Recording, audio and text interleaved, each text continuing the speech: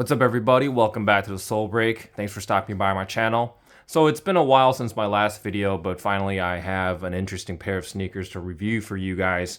And as you can see, these are the Air Jordan 1 Lows Tokyo Vintage.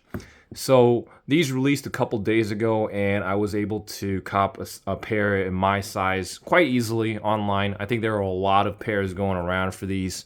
And I guess the story behind this shoe is that it kind of pays nod to Michael Jordan's first visit to Tokyo, Japan in '96. I guess he was attending an event called the Nike Hoop Heroes. So that's sort of the backstory of the sneaker, and I'll try to get into a little bit more detail as I review the sneaker.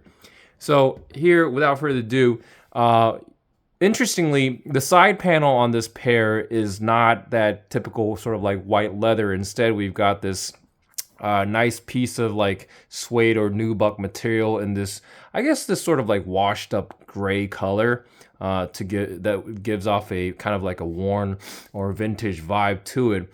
And I can tell you that the material itself it's quite all right. You can see the color change slightly as I move my finger across it. And I can tell you that it is pretty smooth and plush to the touch. Now, on top of that, you've got a Nike swoosh in a sort of like a darker shade of gray.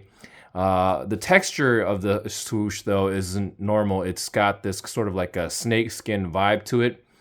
And I looked up the history of this, or the backstory of this sneaker, and apparently when MJ attended the Nike Hoop Heroes event in Tokyo, he was wearing the Jordan 12s, and as you might know, the materials on the Jordan 12 kind of resemble the sort of like the snake leather or whatever. And I'm guessing that's what this is paying homage to, and I think it looks pretty cool. It is definitely a pretty different switch up, and it's quite all right. And I can tell you that the material itself is all right. It doesn't feel like plasticky or anything, but that's there. And then towards the front here, we've got a nice overlay of this sort of like a UNC blue colored leather, and it's very tumbled and it's quite soft. And I guess the story goes that MJ was wearing his sort of like UNC jersey or whatever when he was attending the event. So that's another sort of like a nice piece of history for surround this pair. And here towards the front, you got more of that sort of UNC colored leather here on the toe cap area. And then on the toe box, we've seen more of that sort of like washed up gray colored suede material here. And then you got the perforated holes that we usually see on Air Jordan 1 models. Now on the center, you've got this sort of like a cream or sail colored cotton lace partially laced onto the sneaker to give off more of that vintage vibe. It's certainly got that aged look to it. And then here for the tongue, you got this almost like an orange or peach colored tongue, but I'm guessing it's supposed to be white, but then the sponge underneath it is kind of showing through, hence the shade of the tongue itself.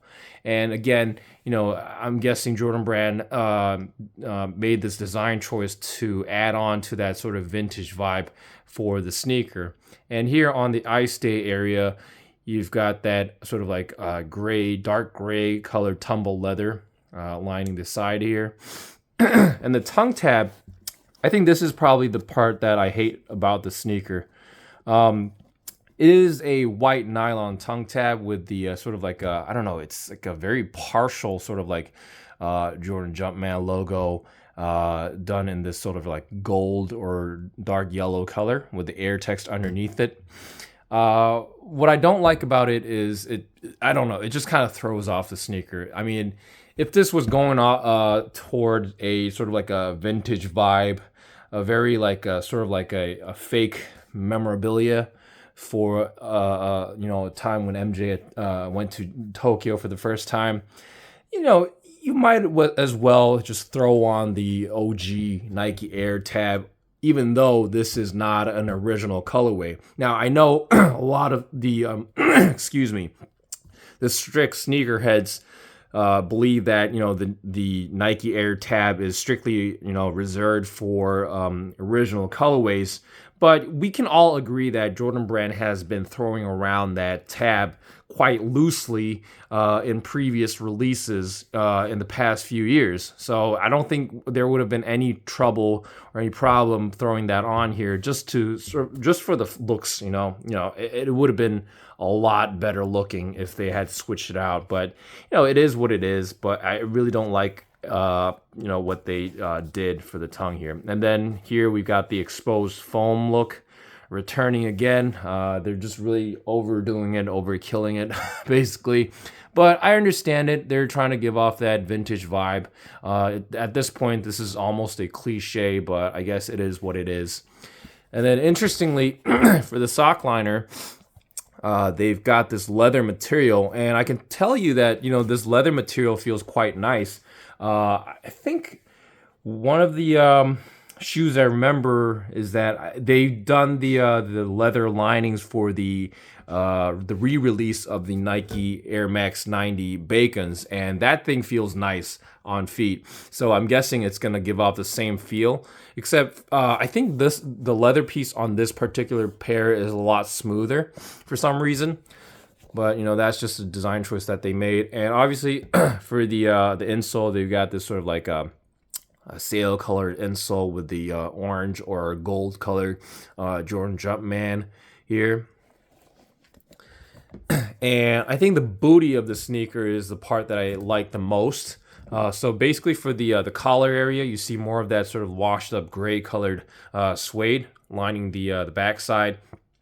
And here for the heel counter, you got that dark gray colored tumble leather. And what's interesting is that they have this Air Jordan Wings logo embroidered in this bright gold color, and I think that thing looks really, really beautiful against that dark gray heel counter. And they did a really good job of pulling this one off. I don't know, I think it looks phenomenal. So that's probably my favorite detail of this sneaker. And the medial side is basically the same deal, nothing too special there. And another piece that I don't like about the sneaker is the midsole.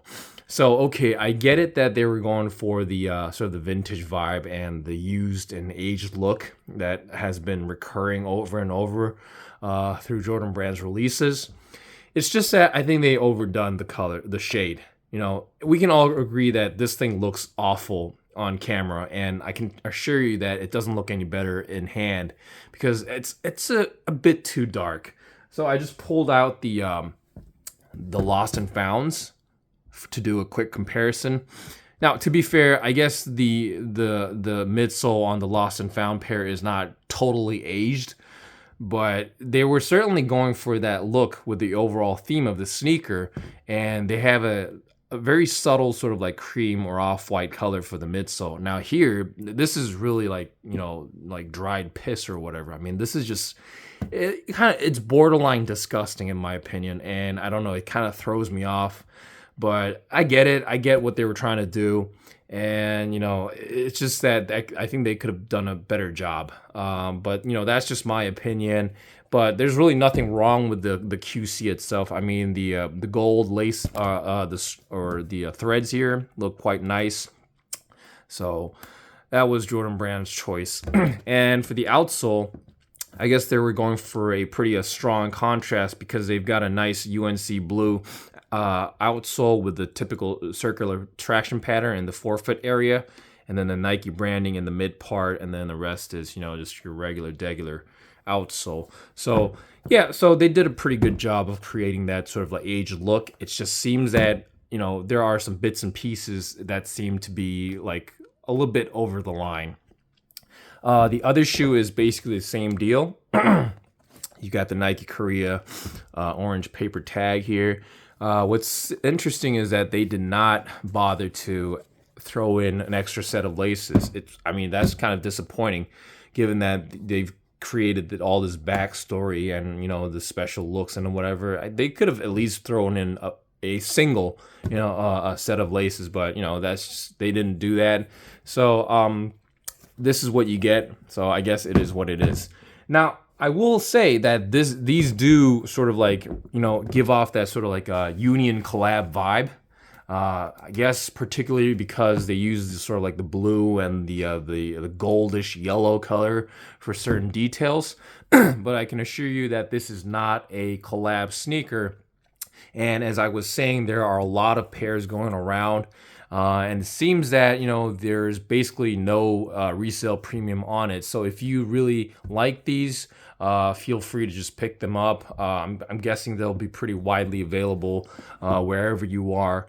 And, you know, I'm going to have to think about what I'm going to do with this pair, because this Jordan Jumpman logo here is really throwing me off. I mean, again, this is not an original colorway, so it does not deserve the Nike Air tag to begin with, but it's just, I don't know, it's just throwing me off for some reason. But yeah, that's basically it for today. I haven't tried them on, so I can't really comment on the sizing, but I'm guessing it's going to be true to size, given that these are Air Jordan 1 lows. But yeah, that's basically it for today. Please let me know down in the comment sections if you guys are going to go for these, if you guys were able to pick them up already. Please let me know. And if you enjoyed watching this video, please hit that subscribe button. It really, really helps my channel grow. And I'll try to be back with some more content really, really soon. As always, thanks for watching.